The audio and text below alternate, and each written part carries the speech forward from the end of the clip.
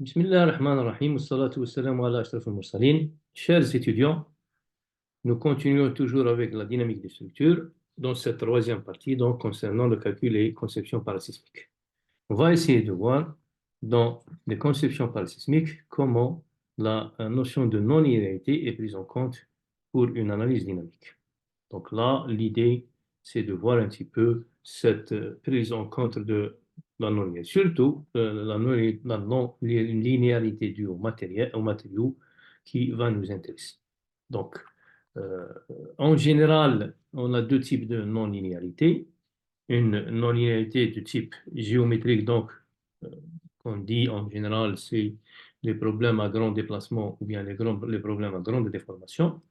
Et puis, il y a une non-linéarité due au comportement du matériau, donc ce qu'on appelle la non-linéarité matérielle, qui est exprimée par rapport à un comportement non linéaire entre la force et les déplacements. Donc, cette non-linéarité en dynamique des structures est très intéressante. Elle permet de prendre en considération donc, tout ce qui est déformation plastique, donc après, avant rupture de la structure. Donc, et puis, dans la non-linéarité géométrique, ce qui nous intéresse beaucoup plus, c'est le problème d'instabilité ou bien de stabilité qui est exprimé par ce qu'on appelle un effet P-delta. On commence par la non-linéarité matérielle. Donc, on va voir comment est prise en compte cette non-linéarité matérielle, sachant en général, dans les règlements, on utilise des accélérations qui sont imposées de valeurs à peu près 0,1 G à 0,3 G, alors que si on va sur un site après destruction, donc après passage d'un séisme, en général, les accélérations qu'on mesure, c'est des accélérations de type qui peuvent varier de 0,3 à 0,3 G à 0,8 G. Donc, vous voyez qu'on a un séisme 0,3 G à 0,8 G. Par contre, on calcule avec 0,1 G à 0,3 G de valeur inférieure aux valeurs donc, produites par le séisme. Pourquoi donc cette différence et pourquoi avec cette différence donc les constructions résistent-elles? C'est simple, donc c'est un problème qui est pris en considération dans la méthode de calcul. Donc, si vous voulez, on a deux types de philosophie donc, à considérer dans les calculs, soit ce qu'on appelle le principe à déformation imposée, ou bien les méthodes à déformation imposée, ou bien les méthodes à force imposée. Donc, vous voyez qu'en général, si on a des limitateurs d'effort, donc lorsque l'effort est atteint, la construction continue à se manifester par, si vous voulez, par des amplifications de déformation qui sont beaucoup plus importantes et qui permettent à votre structure de continuer de se déformer sans se rompre. Donc, le mode de ruine est associé à une limite de déformation et non pas à une limite de résistance qui détermine la sécurité des constructions. Donc là, en général, quand on veut faire du parasismique ou bien de la conception parasismique, on essaye d'avoir, donc, vous voyez que chaque élément de la structure est lié à d'autres éléments, donc, ce qui veut dire qu'il doit transmettre des forces d'inertie. Donc là, elles sont transmises par des liaisons. Ces forces d'inertie doivent rester inférieures à la capacité donc, de résistance en termes de force des liaisons. Donc là, on doit rester donc dans un but, si vous voulez, de comparaison entre la force et la capacité de résistance. Ces déformations, donc les déformations correspondantes à ces forces peuvent atteindre un niveau inacceptable conduisant à la ruine par instabilité. Donc là, si vraiment les forces augmentent, il va y avoir des déformations qui sont importantes et ça va produire ce qu'on appelle une rupture plastique au niveau de la liaison. Donc cette rupture plastique va se développer suivant plusieurs liaisons et conduire à la rupture de la structure ou bien la ruine de la structure. Bien sûr, le matériau présentant une capacité importante de déformation plastique avant la rupture, c'est ce qui nous intéresse dans la conception parasismique. Donc, plus le matériau a cette capacité de se déformer plastiquement, plus c'est intéressant pour le parasismique. Donc, c'est pour ça qu'aller vers le domaine plastique pour plus de sécurité acceptable, c'est ce qu'on appelle ceci la ductilité. Alors, la ductilité se traduit donc schématiquement sur ces deux graphes. Vous voyez donc ici, lorsque la force atteint une certaine valeur, donc il y a vraiment rupture, c'est ce qu'on appelle le comportement fragile. Alors que ici, lorsque la courbe augmente jusqu'à une certaine valeur, et puis elle continue à se déformer sur des petites forces. Donc, en appliquant de petites forces, il va y avoir de grandes déformations. C'est sa partie ductile de votre matériau. Donc là, donc c'est à peu près ce qu'on essaie de comprendre lorsqu'on a, par exemple, un comportement idéal élastoplastique parfait, d'accord?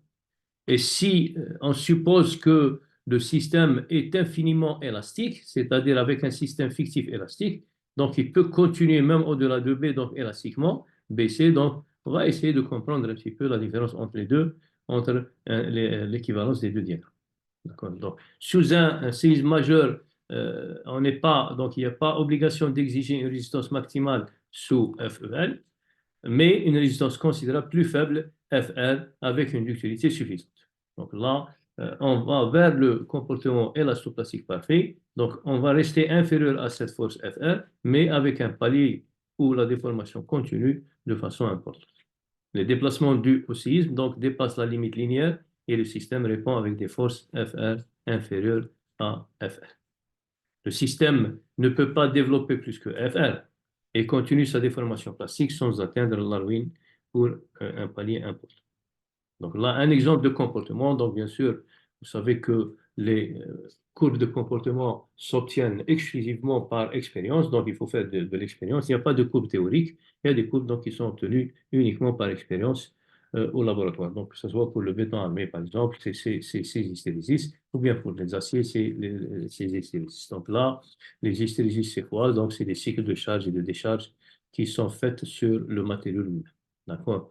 Donc, on remarque en général qu'au début, il y a toujours une partie linéaire, donc, d'accord, jusqu'à, donc, pour le comportement linéaire, au-delà d'une certaine valeur, donc le comportement devient non linéaire. Si je décharge, donc, je redescends linéairement, puis non linéairement. Si je recharge, et ainsi de suite, donc, jusqu'à former ce qu'on appelle une hystérésis, qui est donc l'énergie, une hystérésis sonnaire, donc, représente la dissipation d'énergie.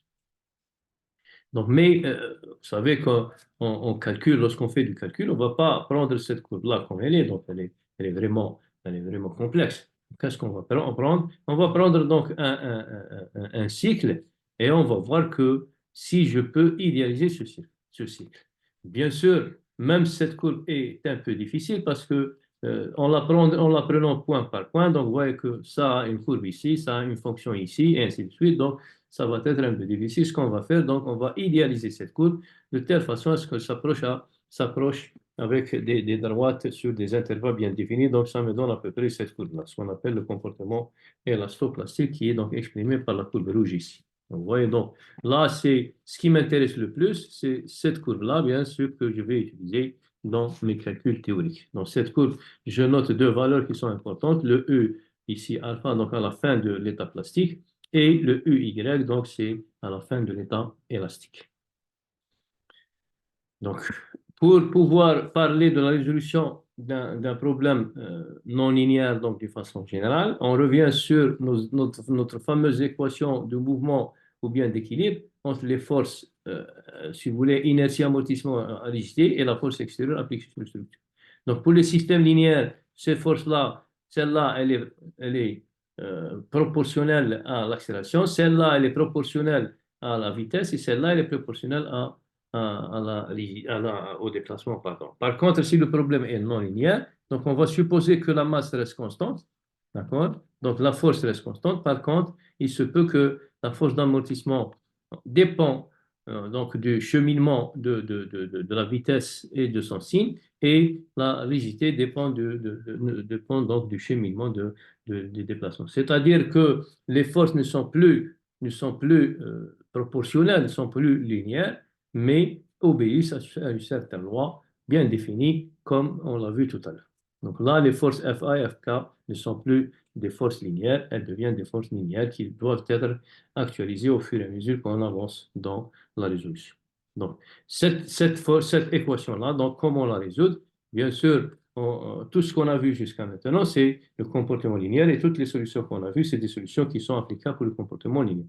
Donc là, pour résoudre ces équations non linéaires, donc, on va les classer selon certaines importances. Donc, il y a ce qu'on appelle les méthodes temporelles non linéaires. Et dans ces méthodes temporelles, donc, on note surtout la méthode d'intégration pas à pas, parce qu'on a dit que c'est la plus indiquée pour les problèmes non linéaires. Vous vous rappelez, donc, la méthode spectrale ou bien la méthode de superposition modale, elle n'est pas appliquée donc, pour le cas non linéaire. Il y a les méthodes de ce qu'on appelle les méthodes itératives, donc les méthodes linéaires itératives. Ces méthodes, c'est simple, c'est des méthodes qui reposent sur la division, la division en petits intervalles, puisqu'il s'agit donc d'une contrainte qui va, pardon, d'une force ou bien d'une force de rappel qui va être en fonction du déplacement U. Donc là, c'est une fonction quelconque. On va diviser donc en petits intervalles cette courbe-là, et on va essayer de supposer donc une variation de la rigidité dans cet intervalle-là, on l'appelle delta X ou bien delta N. Donc c'est une résolution itérative. J'ai besoin de cette itération parce que je ne connais pas la valeur au début. Donc, on peut noter plusieurs types de solutions, ce qu'on appelle plusieurs types de méthodes. Donc, les méthodes qui sont basées sur Newton-Raphson ou bien les méthodes basées sur le Newton-Raphson modifié, et ainsi de suite. Donc, ces méthodes sont connues surtout pour les gens qui travaillent en éléments finis. Donc, ils ont souvent eu la possibilité de l'utiliser. Enfin, il y a les méthodes donc, basées sur un spectre inélastique. Donc, ces méthodes-là reposent sur la construction d'un spectre inélastique qu'il faut l'utiliser pour pouvoir utiliser la méthode spectrale, si vous voulez. Donc là, on tient compte de la non-linéarité dans le spectre lui-même, si vous voulez, qui va prendre en charge cette non-linéarité. Donc, elle fournit de bons résultats, mais le problème de cette méthode, c'est qu'elle est précise et efficace lorsqu'il y a un seul mode dominant, donc un seul mode prépondérant. Enfin, à côté de ces méthodes qui sont considérées, ces trois méthodes sont considérées comme des méthodes, si vous voulez, théoriques exactes, qui nécessitent donc un effort dans le calcul et bien une complexité dans la résolution, si vous voulez. À côté de ça, donc, on a ce qu'on appelle les méthodes simplifiées qui nous intéressent en tant qu'ingénieurs parce qu'en général, nos structures sont plus ou moins régulières d'une façon ou d'une autre. Donc, c'est ces méthodes simplifiées qui nous intéressent dans les calculs parasismiques. Donc, euh, rapidement, donc, la méthode pas à pas, donc, on l'a déjà vu, comme j'ai dit, elle repose sur une division dans le temps ou avec une supposition de la variation de l'accélération dans cet intervalle delta t. Donc là, il faut juste faire attention que puisque je suis dans un problème non linéaire, c'est-à-dire qu'il faut actualiser la rigidité et peut-être même l'amortissement puisqu'il reste non linéaire. Donc les méthodes, ça c'est la méthode pas à pas. Les méthodes simplifiées maintenant, ce sont des méthodes qui sont basées sur une équivalence. On ne va pas vraiment faire de la résolution dynamique, mais on va faire de la résolution statique équivalente. C'est ça dans les méthodes simplifiées. Donc, au lieu de travailler sur la résolution dynamique du problème, on va supposer donc un système statique équivalent et je vais résoudre ce système statique équivalent. Deux grandes catégories, soit que le système est linéaire, soit que le système est non linéaire. Donc, dans les deux cas, on appelle ça la méthode statique équivalente linéaire et la méthode statique équivalente non linéaire. Dans la méthode statique équivalente linéaire, donc, c'est simple, c'est une méthode donc approchée qui permet l'estimation de l'effort tranchant à la base à partir d'une charge statique. Donc, c'est la plus utilisée actuellement dans les codes de construction parasismique. Maintenant, puisque mon comportement est non linéaire et que je travaille dans une méthode statique équivalente linéaire, il faut que je tienne compte de cette non-linéarité matérielle dans les codes parasismiques. Donc, en général, cette non-linéarité est prise en compte par l'utilisation d'un facteur qui va être ajouté dans le comportement statique équivalent. On l'appelle le facteur de comportement R. C'est lui qui va prendre en charge cette non-linéarité. Donc, l'autre côté, donc, la méthode non linéaire statique équivalente est basée sur ce qu'on appelle la méthode pushover. Donc, cette méthode pushover, c'est la clé de toute la résolution statique équivalente non linéaire. Cette méthode pushover, c'est une méthode approchée, bien sûr. Elle permet l'estimation de la performance sismique inélastique. Elle est très pratique, surtout pour les codes de réhabilitation. C'est récemment donc qu'on s'intéresse à l'introduire dans les codes de conception parasismique, mais au début, son origine était beaucoup plus pour les réhabilitations des constructions de façon générale. Donc, elle permet le suivi des séquences de formation des ruptures plastiques et de l'apparition de la ruine dans les différents éléments de la structure en faisant de l'analyse pushover. Donc, elle va nous permettre de nous donner comme résultat une courbe de capacité qui va être prise en compte pour juger est-ce que le comportement est dans cette capacité ou non. Bien sûr, toutes ces méthodes-là, on va les voir en détail, chaque méthode dans un chapitre séparé pour avoir une idée sur l'utilisation de ces méthodes. Que ce soit la méthode statique équivalente linéaire, donc on va la voir en détail lorsqu'on parlera des règles parasismiques. Et pour les méthodes non linéaires, donc statiques non linéaires, on va les voir donc dans chacune dans son chapitre. Il y a énormément de méthodes actuellement parce que j'ai dit la tendance actuelle dans la conception parasismique va vers ces méthodes donc statiques équivalentes non linéaires basées sur pushover. Je répète, donc on va quand même consacrer un chapitre complet sur pushover. Donc là, on a quelques méthodes, comme la méthode de spectre de capacité, la méthode de calcul de coefficient de déplacement, la méthode N2, la méthode donc d'analyse pushover modale et ainsi de suite. Donc, on va les voir en détail. Donc maintenant, on va, dans ce chapitre, on va rester beaucoup plus dans la partie statique linéaire équivalente et on va voir beaucoup plus ce comportement R qui nous intéresse, d'où vient le comportement, le facteur de comportement R d'une façon générale. Donc pour cela, on va d'abord définir ce que c'est une ductilité d'une façon mathématique, donc en partant par un équilibre énergétique entre tout ce qui est intérieur et extérieur. Donc ce sont l'énergie donc induite, injectée dans la structure du séisme. Et puis, s'il y a une réaction sol-structure, donc on ajoute l'énergie due à ça. Sinon, donc, s'il y a un encastrement parfait, donc, entre la structure et le sol, donc on néglige cette partie qui va être égale à l'énergie dans le domaine élastique plus l'énergie dans le domaine inélastique. Dans le domaine élastique, il y a ce qu'on appelle l'énergie cinétique et l'énergie qui reste dans le domaine de réversibilité des déformations, dans le domaine élastique. Et puis, il y a dans le domaine inélastique, donc si vous voulez, il y a l'énergie dissipée d'amortissement, et puis dissipée en chaleur, et puis l'énergie due à l'hystérésis, donc une hystérésie. Donc ça, c'est à peu près les énergies qu'on peut rencontrer pour avoir un équilibre énergétique. Donc, alors, c'est quoi ce comportement, donc, si vous voulez, qui nous intéresse le plus, et qui, j'ai dit tout à l'heure, plus il est grand, plus il est long et plus c'est intéressant pour la conception parasismique. Donc, ce palier-là, qu'on appelle le palier de ductilité, c'est simple. Donc, vous voyez que si je prends un effort maximal, là, si je continue, supposons, comme j'ai dit tout à l'heure, que ma structure est infiniment élastique, j'arrive à une valeur F0, donc maximale, élastique, mais en général, donc, le comportement ne va pas au-delà d'une certaine valeur Fy qu'on appelle la limite d'élasticité. D'accord? Donc là, ce qui m'intéresse, si vous voulez, c'est ce palier-là, c'est-à-dire le rapport entre U alpha et UY, c'est-à-dire entre la limite plastique, si vous voulez, et la limite élastique. Si vous faites un rapport U alpha sur UY, donc on l'appelle la ductilité, déformation maximale atteinte sur la déformation maximale élastique. Quand je dis U alpha, c'est-à-dire juste avant rupture.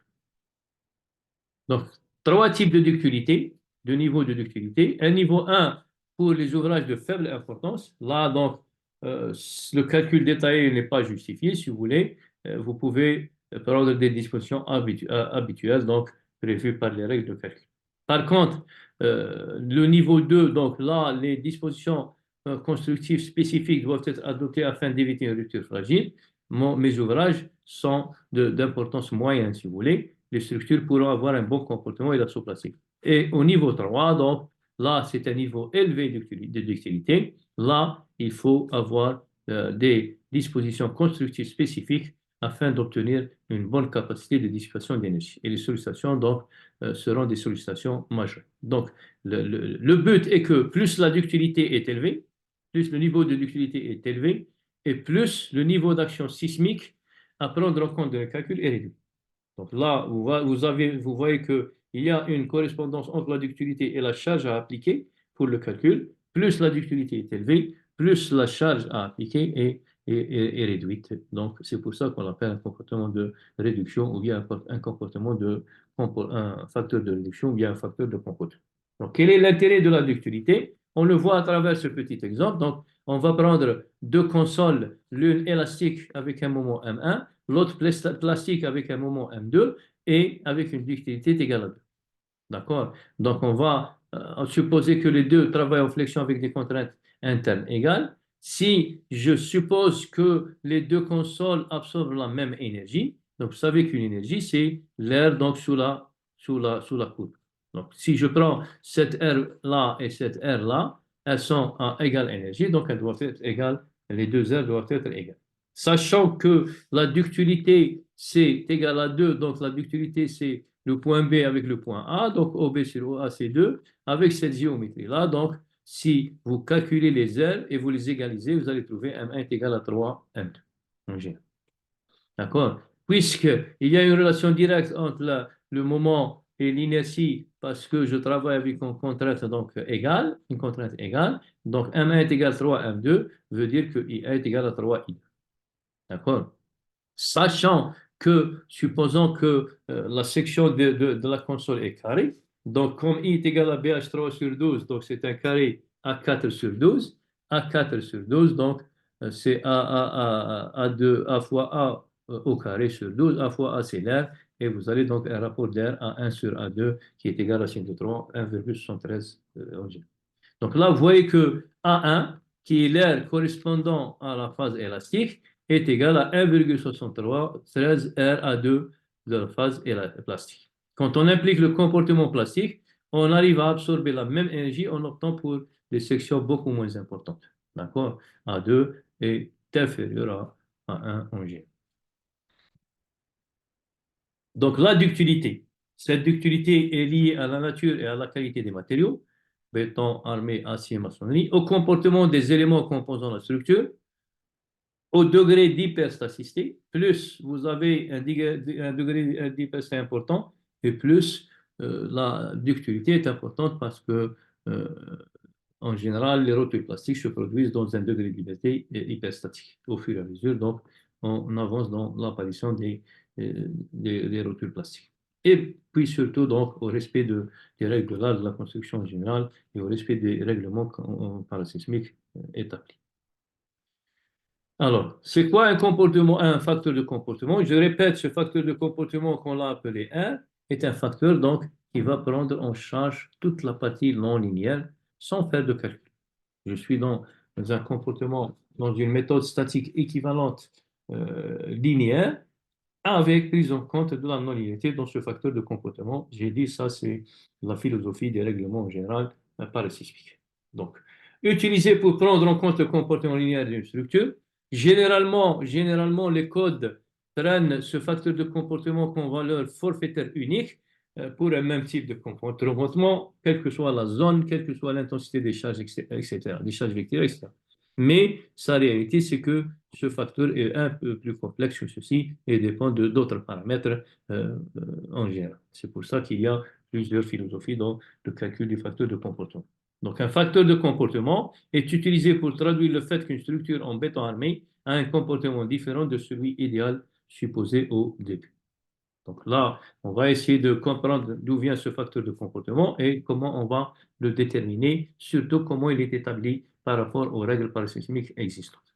Donc on va supposer une courbe de comportement d'un système à un seul degré de liberté équivalent dont la relation non linéaire est idéalisée par une courbe bilinéaire. Donc voilà, ça c'est votre matériau, donc votre courbe de matériau, et on va le supposer donc en deux paliers élastoplastique, si vous voulez, dans ce cas, avec une limite Fy. D'accord? Fd, c'est la force de calcul correspondant au déplacement de calcul xd étoile. Maintenant, j'ai dit que si je suppose comme étant mon élasticité est infinie, D'accord? Ceci est effectif, bien sûr. On va donc continuer jusqu'à une cinquième valeur, Fe, qui est donc la force élastique correspondant au déplacement élastique X étoile E. D'accord? Donc, avec cette courbe-là, je peux tirer Fy ici de la relation linéaire. Donc, ça me donne Fy est égal à Kx étoile Y, sachant que la pente de cette courbe, donc, c'est la rigidité initiale élastique. D'accord? Donc, c'est Kx étoile. Et comme dû au problème propre en général, on a une relation entre K et M, oméga carré. Donc, parce que K, le déterminant de K moins M oméga carré est égal à 0, donc je peux remplacer par rapport à la masse. Et la masse, ça sera la masse équivalente du système à un seul degré de liberté. D'accord? La ductilité, j'ai dit, c'est le rapport entre, à la fin, à la partie plastique jusqu'à la partie limite élastique. Donc, c'est X étoile sur X étoile Y. Donc, vous voyez que la ductilité dépend de X étoile Y, donc elle dépend de Fy forcément. Donc, avec ces valeurs-là, donc, j'arrive à définir donc une force limite Fy par rapport à une force donc élastique supposée donc qui est égale à carrément la masse par l'accélération. Donc, c'est une force d'inertie, masse par accélération, la force Fe. Donc, supposons que ma structure possède une certaine capacité de déformation non linéaire, d'accord? Donc la force Fy doit être au moins égale à la force sismique appliquée, qui est égale donc à m étoile fois l'accélération donc élastique. Le rapport Fe sur Fy, je vais le noter R mu, donc d'accord? Et je vais tirer de ceci, donc Fy qui est égal à m étoile SAE sur R. Si je note encore le rapport Fy sur Fd, Fd est le facteur, je dis la force de calcul, donc Rs sur Fy sur Fd, qu'on appelle le facteur de surrésistance, d'accord? Sachant que ce facteur en général il est égal à 1 parce que la force de calcul et la force à la limite élastique sont les mêmes. En général, on prend ce facteur est égal à 1 dans certains règlements. D'accord? Donc, si je remplace tout ça dans mon facteur de comportement global qui est défini par le rapport de la force élastique par la force de calcul, d'accord, je vais tirer ce qu'on appelle le facteur de comportement qui est égal au facteur R mu multiplié par le facteur de surrésistance RS. Donc, RS, on le connaît. Comme j'ai dit, souvent il est égal à 1. Donc, on confond le facteur de comportement R avec le facteur donc, R mu, qui est le facteur de réduction de la force. C'est pour ça que, en général, lorsqu'on dit facteur de comportement, on fait allusion au facteur de réduction. Donc, d'où vient ce RU maintenant, R mu, pardon. R mu, c'est un facteur qui est défini beaucoup plus expérimentalement ou bien par des études statistiques en général qui nous donnent des modèles donc, pour le calcul de N. Donc là, plusieurs propositions sont faites. Les plus intéressantes et les plus anciennes, les plus utilisées, donc, ce sont les propositions de Newmark et Hall, donc depuis 1982, qui définissent ce facteur comme étant un facteur qui dépend non seulement de la ductilité nue, mais il dépend aussi de la période grand T de votre structure. Et c'est pour ça, donc, à partir de certaines études statistiques, donc, il a pu définir ce facteur sur cinq intervalles, d'accord, pour des longues périodes, donc, qui convergent vers nu, et pour des petites périodes, donc, ce facteur sera égal à, pour des courtes périodes, ce facteur va être égal à 1. D'accord? Donc, avec des constantes donc, d'ajustage ou bien d'ajustement, que ce soit pour bêta ou bien pour que ce soit de TC et TB. Donc là, on retrouve le fameux modèle de Newmark et Hall qui vous donne le facteur de comportement ou bien le facteur de réduction. C'est les éléments donc, qui utilisent dans ces équations donc, sont tirés du spectre des centrons en général où on retrouve les TA, les TB, les TC, les TC', et ainsi de suite. Deuxième, bon, on a essayé de tracer ces équations de Newmark et Hall dans un graphe représentant R mu en fonction de T pour différentes valeurs de mu, de ductilité donc 2, 4, 6. On remarque donc c'est un graphe qui prend une essence donc sous forme linéaire, et puis à un certain temps, donc il va se stabiliser. Donc, vous voyez qu'après une période de T1 à peu près, donc le RMU devient constant. Deuxième modèle, donc c'est le modèle de Krawinger et Nasser, donc en 92, la même chose, à partir d'une analyse statistique sur 15 séismes de magnitude entre 5,5 et 7,7, donc pour différents types de sols, en tenant du coefficient d'écrevissage et d'amortissement de 5%, donc ils ont défini cette expression-là pour le facteur de réduction, qui dépend donc, j'ai dit, de la ductilité et bien sûr de ce facteur C qui dépend lui-même de la période T en général. Alpha, donc c'est la pente de la partie plastique, si vous voulez, qui est donc une droite croissante de façon inférieure par rapport à KE, donc avec une pente inférieure à KE, donc qui représente la partie plastique, si vous voulez. Les autres paramètres sont définis donc dans la régression, par exemple A, B, alpha pour alpha est égal à 1, ou bien pour alpha est égal à 10, et puis vous faites des interpolations par la suite. Donc la même chose, on a essayé de tracer ce modèle-là selon R en fonction de T pour différentes valeurs de mu, donc la même chose. On a une partie donc croissante et puis elle va se stabiliser à partir d'une certaine valeur, donc à peu près un cycle. Donc c'est le même type de comportement que ce soit pour Newmark ou bien que ce soit pour Krawinger. Troisième proposition, c'est la proposition de Miranda et Bertetto, donc 94. La même chose à partir d'une analyse statistique sur 124 6 pour différents types de sols. Ils ont défini donc une équation du facteur de réduction RMU qui dépend de mu et de lambda. Lambda est un paramètre qui dépend du sol, lui-même qui dépend donc de la période grande. Donc vous voyez qu'on revient toujours aux deux paramètres mu et t qui définissent votre facteur de réduction RMU.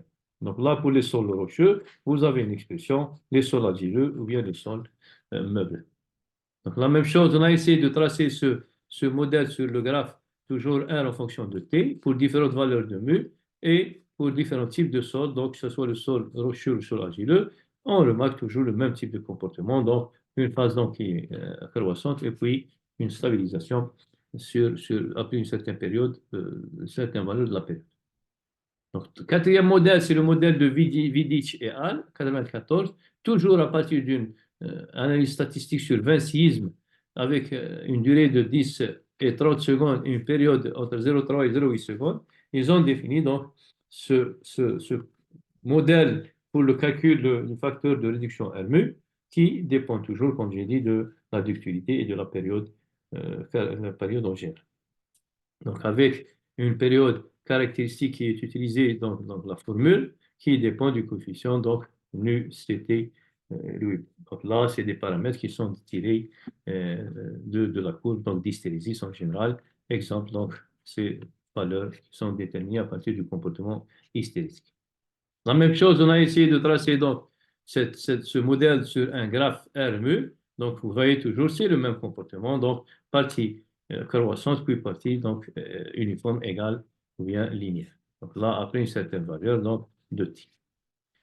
Le cinquième modèle, donc c'est le modèle de Borzi et El Nachai, donc 99, la même chose. Donc c'est un modèle, celui-là est un modèle trilinéaire, donc il est défini par trois courbes, donc si vous voulez, en général, toujours en fonction de mu et de t, avec des paramètres qui sont définis qui sont déterminés par régression ou bien par calcul expérimental, statistique.